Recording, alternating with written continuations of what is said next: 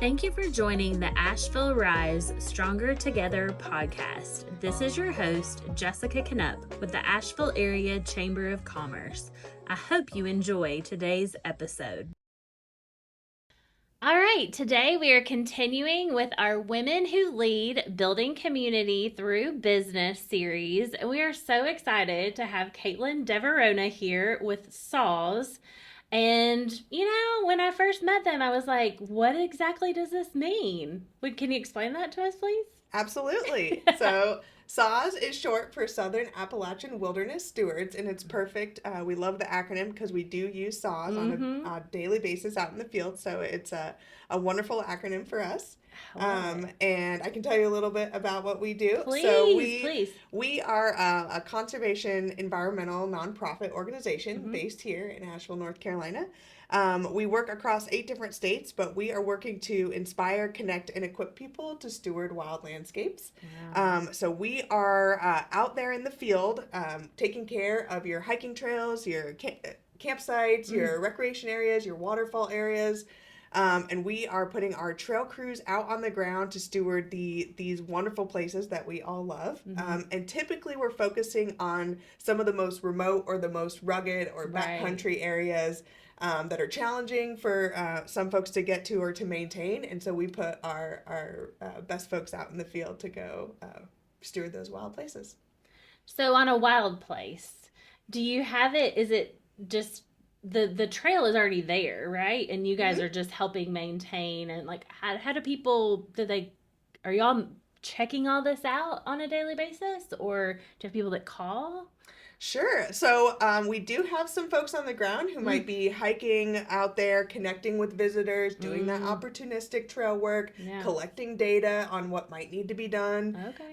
And then sometimes if we have a bigger project, like maybe you had some big erosion or a lot of trees down, like we have a lot of after the storm, we can catalog some of those major projects that need to be done and put out one of our trail crews to go work out there. And so what they'll do is they'll go out for 8 days at a time, which in the backcountry, they are living in the woods, camping in the woods, eating in the woods, and working in the woods 8 days at a time. And so that they can really focus on some of those major projects. So maybe, if you've had a mudslide and you need to put up a retaining wall, they might be out there for the 8 days or, multiple months, but they'll come in and out. They'll be out there for their 8-day hitch. They will work on placing some of those bigger boulders, and then they'll come out. Because sometimes it might take us a few hours to drive there and a few hours to hike in. So because of the nature of the location, we'll stay out there also. And your supplies. If you're fixing, you've got to get all of that out there. Yes. So in order to service some of those really remote places, the crews are very strong, capable folks, and they are packing it all in typically. So they are bringing in their food for 8 days. They're bringing in all their gear for 8 days. They're sleeping, their cookware, and all the tools. So sometimes they might even have to make... I know my face. I'm like, wow. So they have, amazing. You can imagine if you see someone, they have their big backpack on. Yes. But then their arms are full. They're carrying, their crosscut saw or their Pulaski or their McLeod that they're going to use, their rock bar to go out there so that they can do that work. So sometimes they might have to make 2 trips depending on the gear that we need out there. Right. Hike in all of their camping gear, come back, get more tools, hike that in as well. Wow. Very strong folks. That is amazing. So, Kaitlin, how did you get involved in this organization? As now you're the executive director. Correct. But how did you get there? Yes, so I feel like I'm an unlikely candidate. Okay. So when I was growing up, my parents did not take us hiking or camping, so we were not outdoorsy. They gave me a lot of gifts, but the outdoors was not one of them. Right. But I played a lot of sports, and I just really like connecting with people, and I like going on adventures. And so in college, it's a little bit of a long story, but in college I went to a career fair. I was talking to all these people about all these different options. I didn't really know what I wanted to do, and they were mostly so boring. And you kind of have to decide when you're really young. I know. Looking back on it, Yeah, and I didn't not young anymore. I didn't quite have it picked out like some people do, but I was searching. Right. And so I'm talking to all these folks at a career fair, and most were just like, Yeah. Not inspired, not exciting. And on my way out from this career fair, there were these two women by the door, by the exit, and they both had like shovels and Carhartt pants on, and they were both women. I think that was important. It just seemed accessible. Yeah. Like, oh, what do you guys do? Yeah. And they told me all about Trail Crew, and they were just telling me about these adventurous places, we could go, and they had pictures of like the most beautiful outdoor scenic nature places, I went to school in out west in Las Vegas, but so it was like quite a contrast from the development of Vegas and just these beautiful undeveloped areas. Well, because you think of Vegas, you think of Vegas. Right. So this was the opposite, but right nearby. Yeah. And so I felt hooked. And so I think it mattered that they were women. I think it, like, maybe I would have thought they were construction workers if they hadn't, and it wouldn't have been like, oh, that's not for me. I've never picked up a tool in my life. And so they just made it sound really fun, like an adventure, like a community. And I joined a trail crew that summer. And so from that moment, I think it's important to tell that story because it was such a transformational summer for me. I learned all about the outdoors. I learned all about like the different types of tools, a Pulaski and an axe. Like I had never swung any of those in my life. I know what an axe is, but I have no idea what else you're talking about. Yes. There's all kinds of these hand tools, right? And we were working in wilderness, also really remote areas, and in federally designated wilderness, you can't use motorized equipment. So no chainsaws, no vehicles, no wheelbarrows even. That's a mechanized tool. And so it's like your more traditional handheld tools. Yeah. And so I was hooked from there. And from there, I had worked on a variety of seasonal crews all over the country, multiple different trail crews, so fire cool. crews, natural resource crews, doing invasive species work, and all that. And so that kind of what got me over to North Carolina was I went back and got my master's degree. I had was trying to decide if I wanted to do like the academia route or a practitioner route.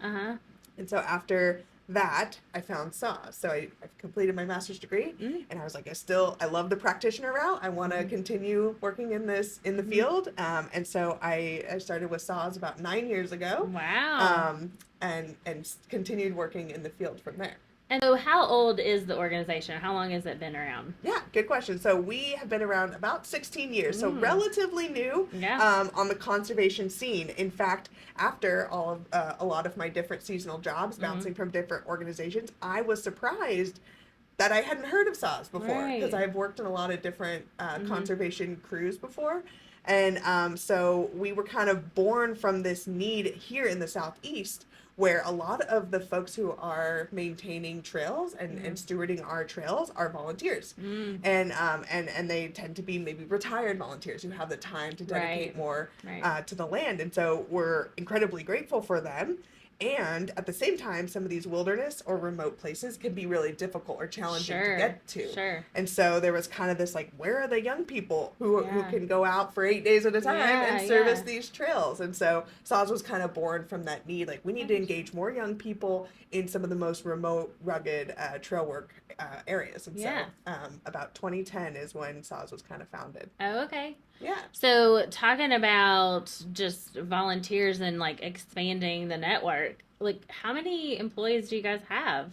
Yes, so this is our biggest year, which we're very proud of. We have just over 70 employees. Wow. One thing that, definitely a silver lining for us out of the Helene and the storm was the Congress decided to invest a little more in the Forest Service. And the Forest Service was able to, we partner closely with them as well as the Park Service and other federal agencies to help put boots on the ground on our public lands. And so we had this decision, we could have decided to put more crews on the ground, but something that was really important to me was to invest more in the people themselves. So if you've ever worked in conservation or the outdoors, it is not a well-funded place to work. It's usually like folks who work really, really hard, but aren't often paid the best. And so just environmental and conservation field in general is kind of like that. And so I felt like this was an opportunity where we can invest more in our conservation community. And so we went more with health benefits, more pay, so not more boots on the ground, but investing more in our community. And so we're very proud to say that this year we have the largest staff that we've had ever in SAWS history. As well, I think we were able to attract the best skill set and talent that this organization has ever seen. So we're very excited for the year ahead. Oh man, that's great. Are there still volunteer opportunities available, or what? Absolutely. So because we are able to have a few more boots on the ground, we're able to also host several more volunteer opportunities and engage more of the public. So we love engaging, our young audiences, our elementary and high school kids, but we also like anyone who wants to give back, like for this upcoming Earth Day or for National Trails Day, or any day that you feel like, I love my hiking trail, I want to be able to help steward it. We're helping to host some of those volunteer opportunities. We have them listed on our website and broken up by state or location. And so it's just a really great opportunity if you want to go pick up trash or learn how to swing an axe for the first time, or even, pull on a saw. We can pair you up with someone who's certified and experienced, and you can pull on, those traditional two-man crosscut saws. So it's a really good time. How cool. What so you mentioned like you guys are in other states. So where I know you're headquartered here. What other states do you guys have? Sure. So we really focus on the Southern Appalachian Mountains, but we work heavily in Tennessee and in Virginia. We have 2 offices in those locations. We also work in South Carolina, Georgia, West Virginia, Kentucky, pretty regularly, and we've also we've worked multiple years in Arkansas and West Virginia as well. Oh, okay. Yeah. Well, that's really neat. I know when I personally, when you guys came in to learn more about the chamber and get involved, and I guess that was about a year, 2 years maybe. Yeah. I had no idea about your organization, and just listening about what you guys did or do, and I can't even imagine kind of what it looks like now after the hurricane. Like how not to bring the hurricane up, but it does come up a lot. Like, has that changed? Or what do you guys, how did that look with the hurricane? Yeah, I think 2 things I would share. One is right after, the storm, of course, impacted a lot of our houses and our communities, but also, as you can imagine, the forest. There are some areas where, we had our land managers come back and say, 90% of the tree canopy in this area it has fallen down. So, of course, that's a lot to recover with your roads and your trails as well. And so right after the storm, all the forests were closed. It's like, don't even come out here. We're focused on safety and just making sure our employees are okay. So no work can be conducted. And so for me, I've got 3 crews working out of North Carolina last year, or, during the storm. And so, it was like, oh, what am I going to do with these crews? Now we're out of work. And so one thing that felt really, that I'm very grateful for is I was able to pivot these crews. Like, I know they're hardworking. I know they know how to use tools. They're just in great shape, and most of our staff were okay. And so I was able to pivot them, with some local community funding to work inside of our community, which felt really good. So now they were showing up at the elementary schools, helping clear debris, like showing up in the River Arts District, helping to just gut businesses and just kind of be that extra hand. And then they were able to, help distribute food. And so it felt really good to immediately be able to pivot and have them help serve the community. And then once the forests were able to open up and they were able to have, the public back in, or at least consider even taking care of the trails and roads, we were able to then shift back and be like, okay, now we're ready and our crews are here. And so they've been doing a lot of field assessments, how much, what's damaged out there, what They're major still projects do checking we on need. things too, right? It's been some of the remote areas still, they weren't the priority. So it's still like, what is it looking like out there? Or if there's anything that's closed, they're like, let's get this open for the public. So we've been putting our resources there to help open up in any way, so that folks can get back to recreating and find their happy places. Yeah. And we it's just what we do here, we have these beautiful mountains and these beautiful trails, and we weren't able to get out for a while. And so what about like being in your leadership position and just connecting with the community? Like how can we help as a community to help spread the word about SAWS and really just help support?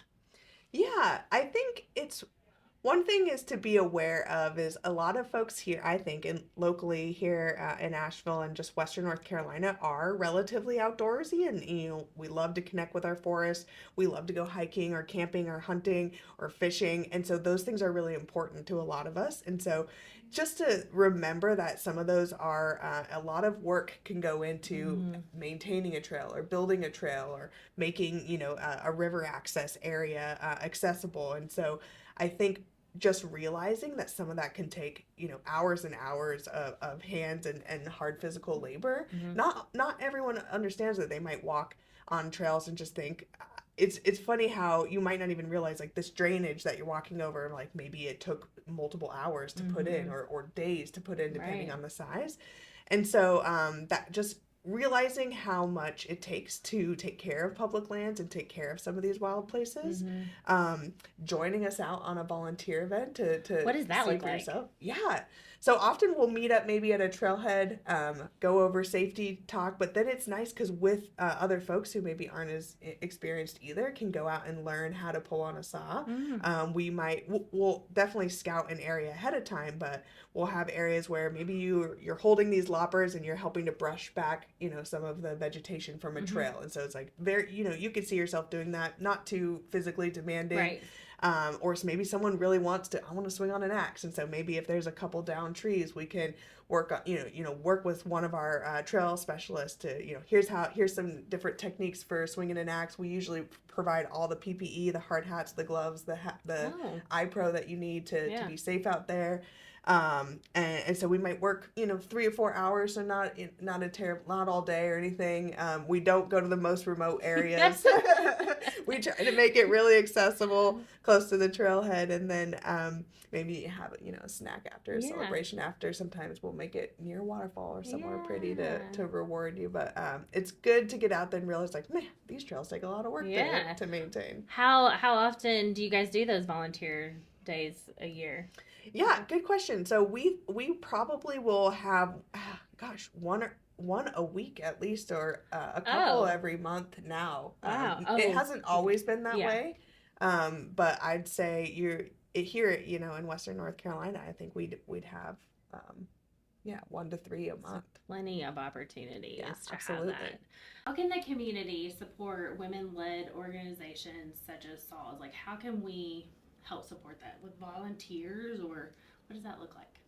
Yeah, sure. I think the community can support by showing up when you're able to, or if you want to. I think sometimes maybe perhaps the women-led businesses might be not as in your face or a little bit quieter, but if you are able to take a step back and able to engage, showing up is the best way you can do that. So one way that we open the door or invite folks to engage is to join us out in the outdoors on a volunteer event. I think if you have a lot going on or want to disconnect from the hustle and bustle of everyday life, or just get away from the lights and the structures, it can be nice and resetting to just get out in nature. And sometimes that can feel scary if you go by yourself, but if you want to go with a group and maybe with a little more purpose and give back to your community, I think one way you can do that is to connect with a scheduled volunteer event. We do them here around Asheville, quite a bit. You can hit some of those original wilderness areas that I was talking about, and some of the most wild places here in the East, and it can be good for you and for your community to plug in. So showing up is one way, I think. What's a wild place? Yeah, so we work in some of the most wild places in the Southeast, and one way we can define that, there's a variety of ways, that we can define wild or wilderness, but one way that we do is through federally designated wilderness areas. Were set aside by Congress with the Wilderness Act of 1964 to further protect some of the most wildest, undeveloped natural areas that we had across the country. And so one really unique thing about here in Asheville is that we have 2 of the original 1964 wilderness areas. So Linville Gorge Wilderness and Shining Rock Wilderness were in the original act, which is significant because most of the land in that law were out west. So just like a little more like less developed and less people at the time.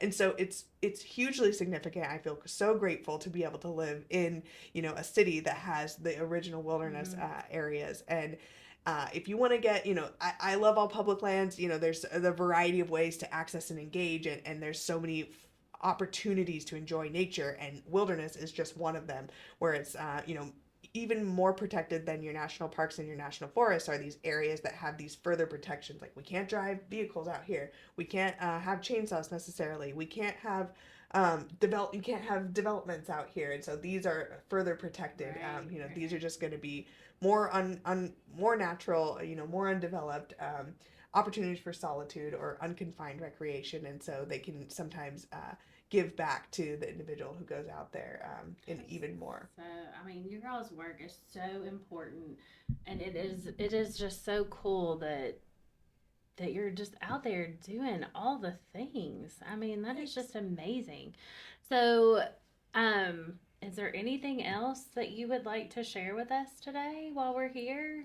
Sure. One thing that comes to mind is I'm just thinking about, women getting into conservation or getting into this field. I felt like it could be intimidating at times. Sometimes, I was just in a partnership meeting last week where, everyone from the other organization was male. And so sometimes that can feel intimidating, but I think the more, for my advice would just be to just do it, or to just try to visualize yourself succeeding in that space, because you really can, and it has been such a delight to be part of in my field, conservation, and I think the more variety of ways we can get people's ideas and thoughts and backgrounds and skill sets together is that's how we're going to make conservation better, and that's how we're going to make all different fields, I think, better. You get more innovative, you get more ideas, and you can kind of move the ball forward in a positive way. And so, I would leave you with that, and just encourage anyone thinking about jumping into conservation or any male-dominated field to go ahead and do it. Yeah, I love that. We just had our Woman Up event last week, actually, and that's what Amy was talking about, just do. And as women, we can multitask. We do the things, so that's great. And she was also talking about male dominated rooms, and just, owning it, and, being the expert. So I love that. Well, if anybody is interested in volunteering, checking out any information, how can they follow you? I immersed myself in your social media, and I was just man, I felt like I was out there. But how can we find out more information, follow you all, and all the things? Absolutely. So on our website, wildernessstewards.org, because we're a nonprofit, is a good place to figure out what we're doing or what we're up to. We have an active social media account for, I've been wishing for that for years, and now we have some awesome folks on the team making that happen, telling our story a little more regularly, so you can follow along with the different work we're doing here in your backyard or in other states, or, you can shout out something you'd request and, take a look at it. I like where it's, you were talking about prior, a trail leader or different thing. You were spotlighting what they're doing now. I thought that was really cool. Absolutely. A lot of our folks go on to do amazing, incredible things. So that was cool. It's been a good time there. Join us out on a volunteer event, or welcome to, if you want to support the cause but don't want to pick up a tool, feel free to donate on our website as well. It helps us make sure that we can take care of the trails in your backyard. Oh, man, what a great organization that, people, we need to educate and just spread the word. And I'm so glad that you were able to join us today, and that you all have invested in the chamber, and we really appreciate that, and helping nonprofits grow and connect with other businesses, and we just really appreciate that. So thank you so much. Yeah, thanks for having me, Jessica, and thanks for the work you do to serve our community in our business and nonprofit sector. It means a lot. Yeah, I appreciate that. Thank you. It's a lot of fun, and you get to learn about all these new businesses. It's so cool. We just live in such a really cool community that we get to learn all this. So thank you so much for being here. You're welcome. All right. If you enjoyed today's episode, comment, and subscribe. To learn more about joining the Asheville Chamber, scan the QR code on your screen or visit ashevillechamber.org. Until next time!